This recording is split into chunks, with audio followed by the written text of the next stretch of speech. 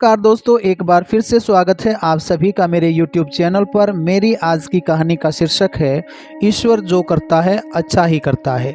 एक बार की बात है कि एक राजा और उसका मंत्री किसी भयानक वन में शिकार करने के लिए चले गए। वन में शिकार पर वार करते समय राजा की उंगली कट गई। राजा ने मंत्री को बताया कि हमारी एक उंगली शस्त्र प्रहार के समय कट गई। तब मंत्री ने उत्तर दिया कि महाराज, ईश्वर जो करता है अच्छा ही करता है। राजा को यह सुनकर के बहुत बुरा लगा।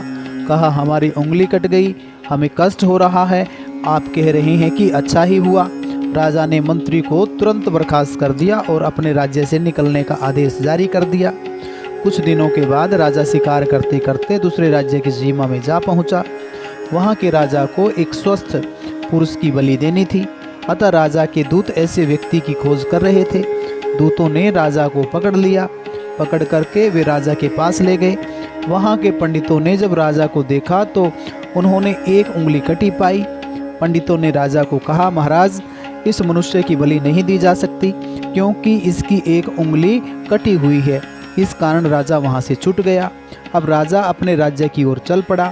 मार्ग में राजा सोचता रहा कि यदि आज उंगली ना कटी होती तो मेरी बलि दे दी जाती और मैं मर जाता। मंत्री ने सच ही कहा था कि ईश्वर जो करता है अच्छा ही करता है।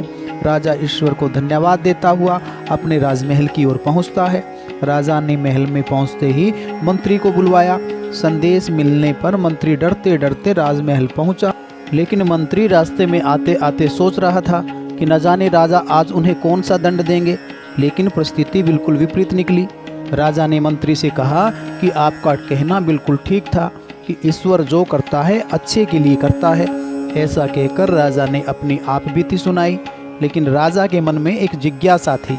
उसने अपने मंत्री से पूछा कि आप एक बात हमें बताइए, जब मैंने आपको मंत्री पद से हटा दिया तो ईश्वर ने क्या अच्छा किया? तब मंत्री उत्तर देता है कि महाराज, यदि आप मुझे ना निकालते तो मेरे प्राणों की रक्षा नहीं हो पाती।